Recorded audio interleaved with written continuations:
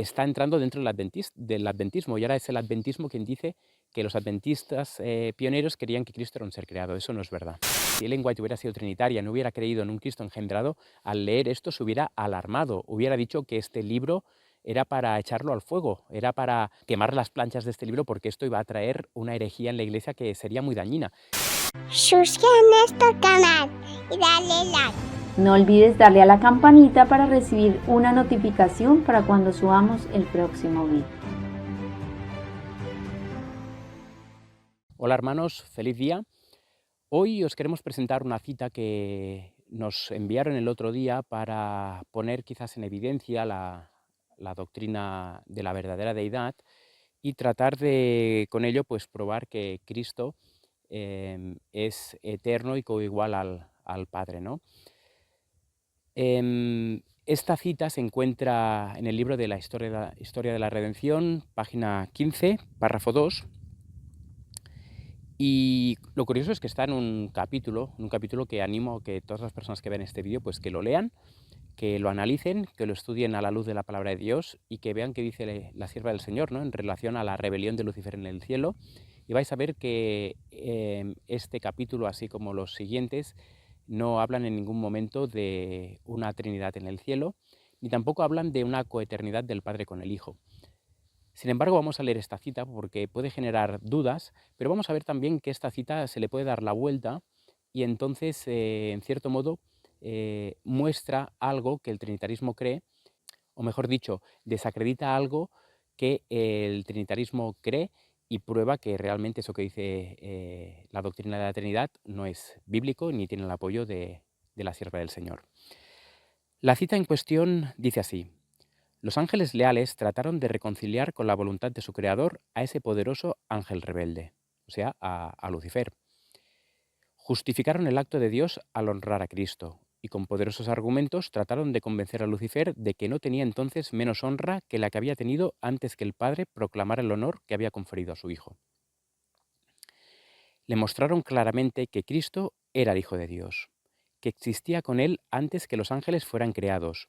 Y ahora aquí viene ese punto, ¿no? El punto por el cual pues, se nos envió esta cita para mostrar que Cristo es coeterno al Padre, ¿no? Y coigual. Y que siempre, o sea, Cristo, y que siempre había estado, Cristo, a la diestra del Padre, sin que su tierna y amorosa autoridad hubiese sido puesta en tela de juicio hasta ese momento. Luego la cita continúa, ¿no? Pero el punto central es que dice que siempre Cristo había estado a la diestra del Padre. Este siempre a la diestra, según el trinitarismo, es desde siempre, desde la eternidad. Siempre ha estado a la diestra del Padre. Por lo tanto, Cristo es igual al Padre y es coeterno con el Padre. Ahora bien, surge una duda. Pongamos que esto es cierto, que Cristo es coeterno con el Padre. Acepto. Cristo es coeterno con el Padre y bueno, acepto lo que dice la doctrina de la Trinidad, ¿no? No vamos a sacar aquí al ser Espíritu Santo, pero vamos a centrarnos en el Padre y en el Hijo, porque la cita se centra básicamente en el Padre y en el Hijo, ¿no? Y especialmente pues en el Hijo. Por lo tanto, aceptemos, ¿no?, lo que dice la doctrina de la Trinidad, ¿no? El Padre y el Hijo son coiguales y coeternos. Aceptemos eso. Y la cita dice que siempre ha estado, ¿no? Ese siempre ha estado implica que siempre ha estado y que, por lo tanto, acepto que Cristo es eterno como el Padre. Ahora bien, la cita dice algo, y dice que siempre ha estado, ¿y dice dónde? A la diestra del Padre. Este punto es clave, porque normalmente cuando se lee esta cita y se lee desde un prisma trinitario, este siempre implica eternidad, pero sin embargo no implica sujeción. ¿A qué me refiero?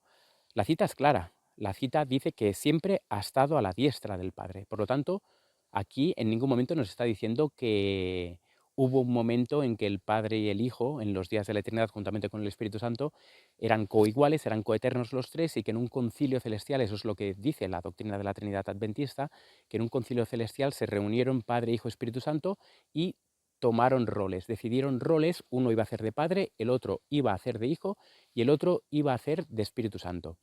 Y por lo tanto es a partir de ahí que esos roles se llevan a cabo una vez viene la caída del hombre, que esos roles ya se empiezan o se llevan a cabo y por lo tanto Cristo es cuando ahí ya se pone en sujeción al Padre, ya está, digamos, a la diestra del Padre, ¿no? En sujeción a Él. Recordemos, ¿no? Que estar a la diestra significa estar sujeto a Él, ¿no? Sin embargo, la cita no nos dice eso. La cita no nos dice que el Hijo es coigual y coeterno al Padre, sino que la cita lo que nos está diciendo es que Cristo siempre ha estado a la diestra del Padre. Esto significa que el Hijo siempre ha estado sujeto al Padre, siempre ha estado sujeto al Padre. Este siempre, ¿qué implica? ¿Desde cuándo? Pues desde el momento en que Cristo nace del Padre. Es así de sencillo. Yo tengo una hija y yo puedo decir que mi hija siempre ha estado a mi lado. Mi hija siempre ha estado a mi lado. Y más, y ya no de mi lado, porque yo he tenido que salir de casa, volver y demás. Pero mi esposa, Mónica, siempre ha estado al lado de, o mejor dicho, Rachel, nuestra hija, siempre ha estado al lado de mi mujer. Siempre, siempre, siempre. Y este siempre que implica desde la eternidad, desde antes que naciera mi mujer, desde antes, no.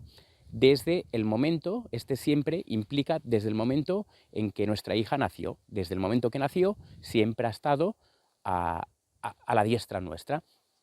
Por lo tanto, esta cita no está diciendo ni está probando que Cristo ni que es coeterno ni que es coigual con el Padre. Y de hecho, si algo muestra precisamente es que el Hijo siempre ha estado sujeto al Padre.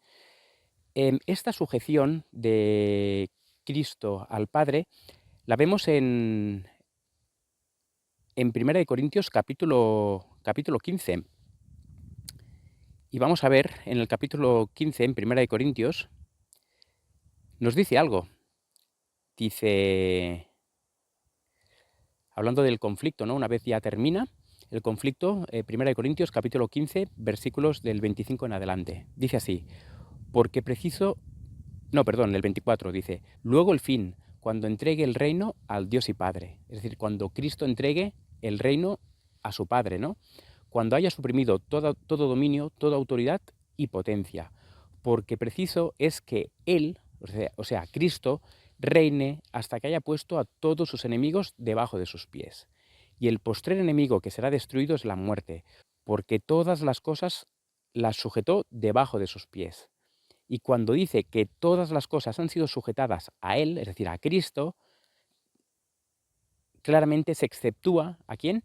A aquel que sujetó a Él, o sea, a aquel, es decir, al Padre, quien es quien sujetó a Cristo todas las cosas. Y dice, pero luego que todas las cosas le estén sujetas, es decir, una vez Cristo lo tenga todo sujeto, entonces también el Hijo mismo se sujetará al que le sujetó a Él todas las cosas para que Dios sea todo en todos.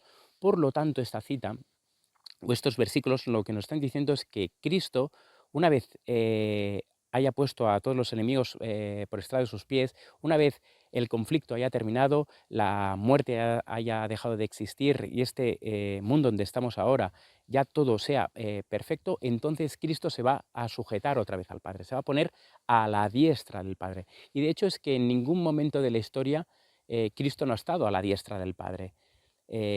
Lo estuvo desde siempre, porque la sierva del Señor nos dice que desde siempre ha estado a la diestra del Padre. Luego, una vez Cristo viene aquí a la tierra, está sujeto al Padre, Él ora al Padre, y el Padre le da su espíritu y está en sujeción a su Padre. Y luego, una vez Cristo asciende al cielo, se pone a la diestra del Padre, y una vez termina el conflicto, una vez que todos los casos han decidido, la muerte incluso ha sido vencida, ¿no? Lanzada en ese lago de fuego, y por lo tanto ya no hay muerte, ya no hay dolor, ya no hay llanto, entonces Cristo mismo se sujeta de nuevo a su Padre y se pone de nuevo a la diestra del Padre para siempre, para la eternidad. Por lo tanto, esta cita no nos dice en ningún momento que es eterno como el Padre, sino que siempre estuvo sujeto al Padre.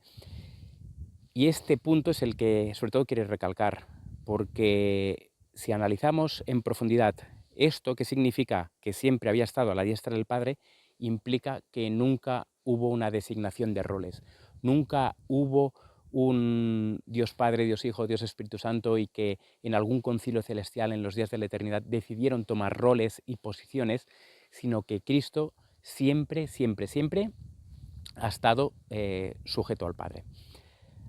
Ahora bien, hablábamos también de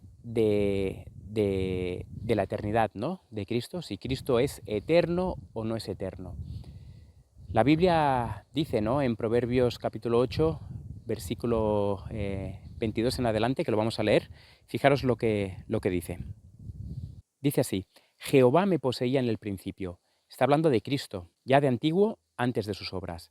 Eternamente tuvo el principado, desde el principio, antes de la tierra. Y luego fijaros que nos dice en el versículo 24: Antes de los abismos fui engendrada, antes que fuesen las fuentes de las muchas aguas, antes que los montes fuesen formados, antes de los collados ya había sido yo engendrada. No había aún hecho la tierra ni los campos ni el principio del polvo del mundo. Cuando formaba los cielos, allí estaba yo. Cuando trazaba el círculo sobre la faz del abismo, cuando afirmaba los cielos arriba, cuando afirmaba las fuentes del abismo, cuando ponía el mar su estatuto para que las aguas no traspasasen su mandamiento, cuando establecía los fundamentos de la tierra, con él, es decir, con el Padre Cristo, con él estaba yo ordenándolo todo, y era su delicia de día en día, teniendo solaz delante de él en todo tiempo. Así que estos versículos lo que nos están diciendo es que Cristo fue engendrado del Padre y es a partir de ese momento que es engendrado que se pone a la diestra del Padre y se pone como ayuda idónea del Padre. Dice que con él estaba ordenándolo todo.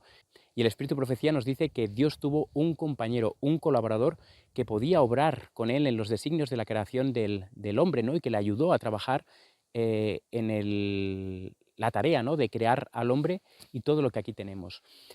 Así que, volviendo de nuevo a la cita, volviendo al punto principal y por el cual pues, se nos puso en cuestión lo que nosotros creemos, nos dice que siempre había estado a la diestra del Padre, ¿no? Por lo tanto, esta cita, si algo nos muestra y nos enseña, es que no hay una coigualdad, no existe esta coigualdad, sino que Cristo siempre ha estado sujeto al Padre.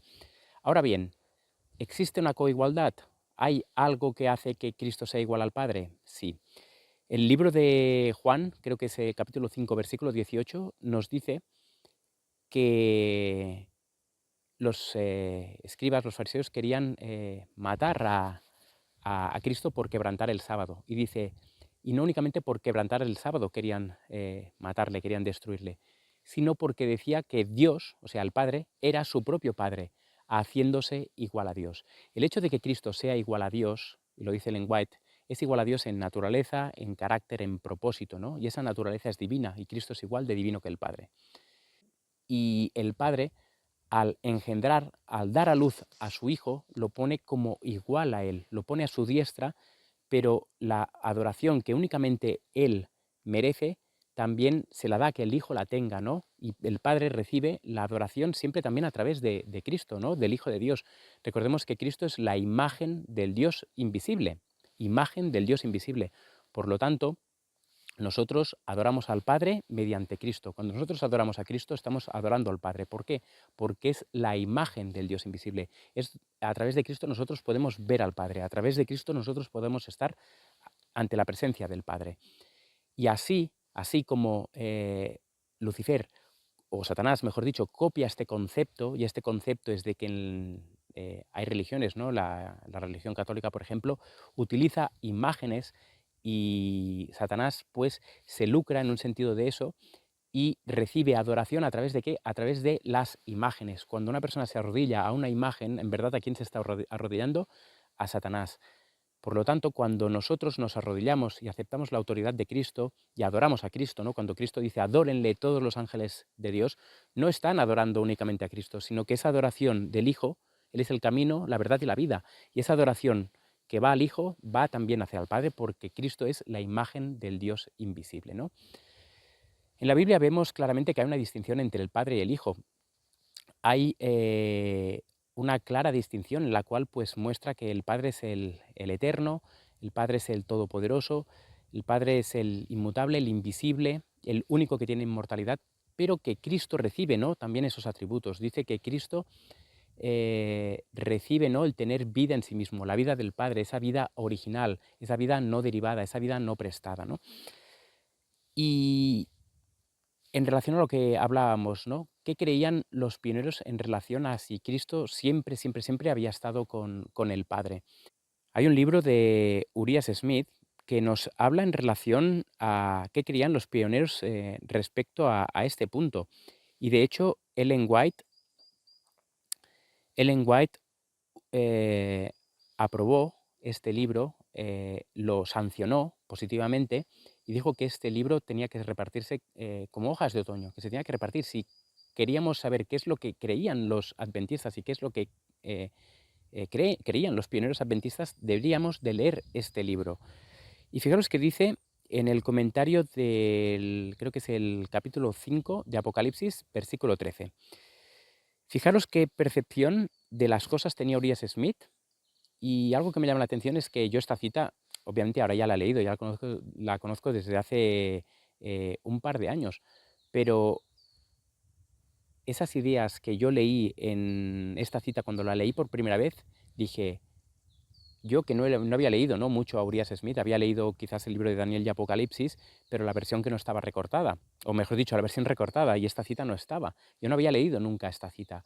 Y cuando la leí, dije, eh, es muy curioso que un hombre que escribió este libro, creo que es 1898 o así, finales del siglo XIX, escribió este libro, llega a las mismas conclusiones que un hombre, un ciudadano del siglo XXI.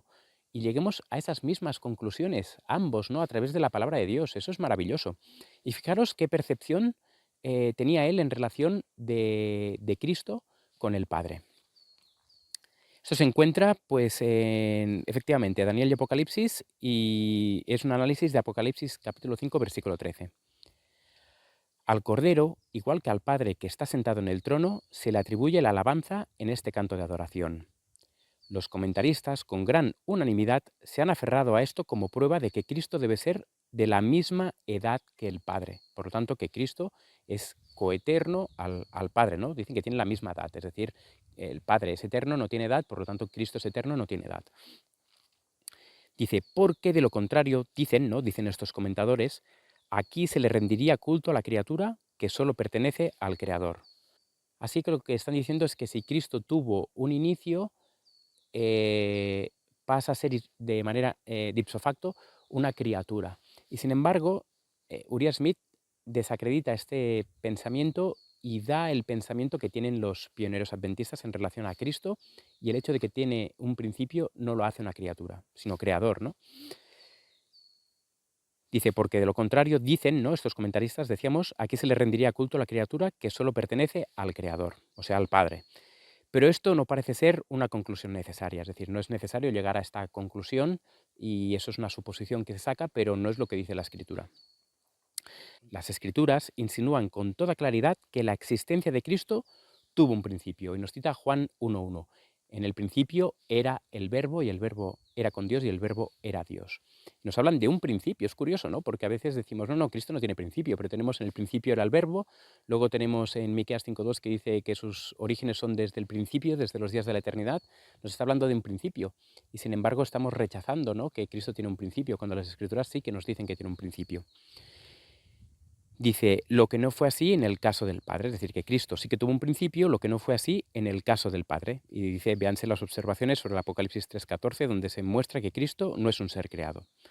Así que está dejando claro que los adventistas no creían que Cristo era un ser creado, aunque sí que es cierto que hay muchas personas que dicen, ¿no?, que y adventistas, ¿no?, que los pioneros creían que Cristo era un ser creado. Él está corrigiendo esta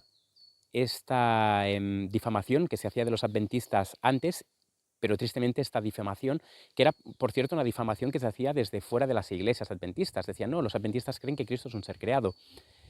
Lo triste es que esta difamación de que dicen que los pioneros creían que Cristo era un ser creado, está entrando dentro del adventismo, y ahora es el adventismo quien dice que los adventistas pioneros creían que Cristo era un ser creado. Eso no es verdad. Y dice, pero aunque no posee una coeternidad de la existencia pasada con el Padre, está afirmando que no es coeterno al Padre, dice el comienzo de su existencia como engendrado del Padre es anterior a toda la obra de la creación, en relación con la cual es un creador junto con Dios. Y nos cita Juan 1.3 y Hebreos 1.2.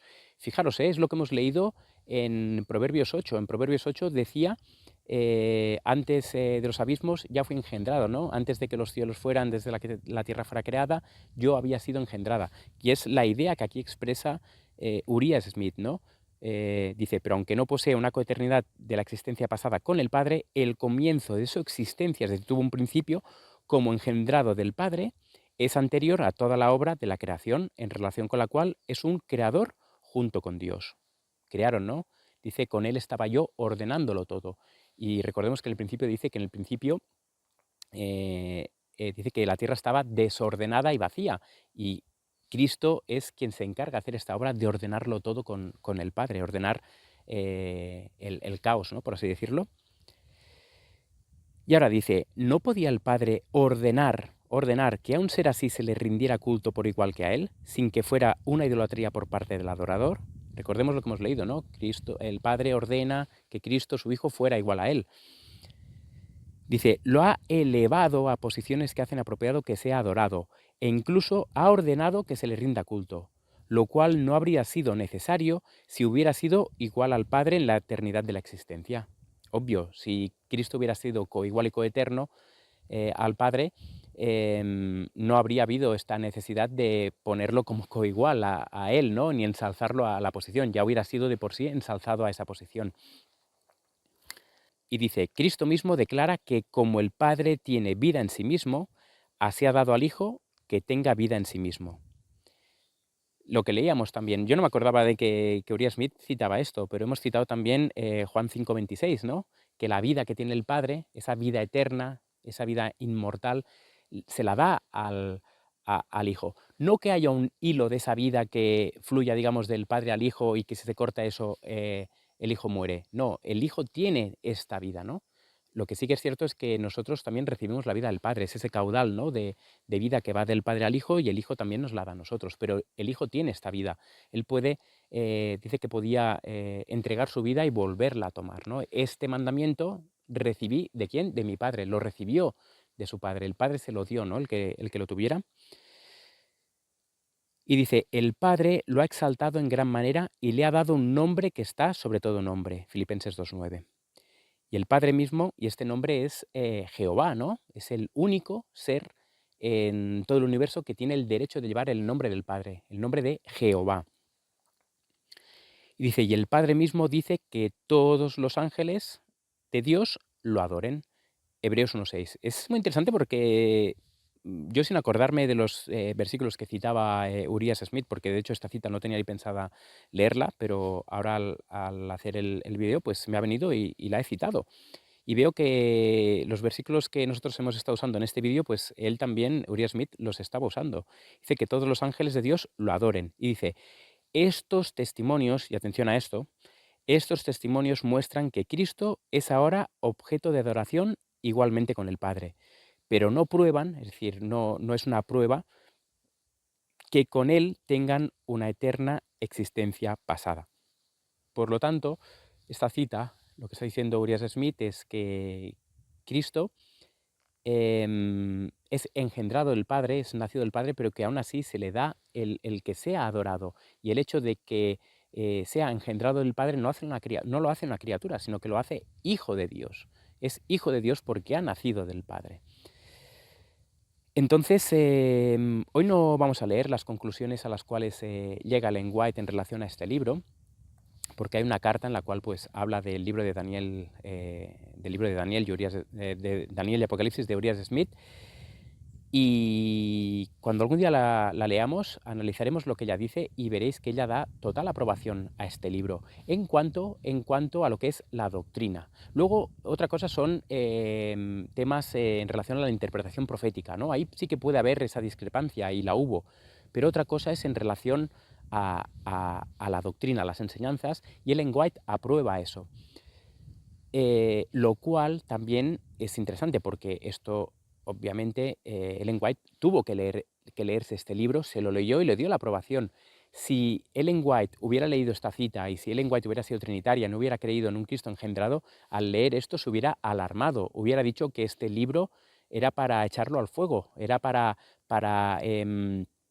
quemar las planchas de este libro porque esto iba a traer una herejía en la Iglesia que sería muy dañina. Sin embargo, no dice eso. Ella cuando lee el libro no llega a esta conclusión. ¿Por qué no llega a esta conclusión? Porque era también su pensamiento y es con el pensamiento que ella se fue a la tumba. Y este pensamiento que tenía ella, tenía James White y tenía Uriah Smith, también lo tenían los otros pioneros. No vamos a leer más citas, ¿no?, en relación a este punto de otros pioneros. Para eso ya también tenemos un vídeo, ¿no?, que de hecho os lo vamos a dejar aquí en la descripción del vídeo, en el cual pues dice que qué creían nuestros pioneros. Y ahí pues mostramos muchas citas y veréis que todas congenian, cuando hablan de Cristo como engendrado del Padre, congenian con esta cita de Uriah Smith y con lo que nosotros hemos dicho en este vídeo. Así que deseamos que haya sido de bendición, que hayáis podido disfrutar del vídeo, de poder aprender de él y sobre todo dudas, preguntas, aclaraciones, dejadnos aquí en los comentarios cualquier duda, cualquier cita, cualquier cosa que queráis que comentamos, pues nosotros vamos a leerlo y vamos a mirar también de dar respuesta pues con un vídeo o dar respuesta en los comentarios del vídeo. Así que os deseamos que tengáis un resto de feliz día y que Dios os bendiga. Este ministerio se mantiene gracias a tus aportes. Si quieres contribuir, ve a laverdadilustrada.com o a la descripción de este vídeo.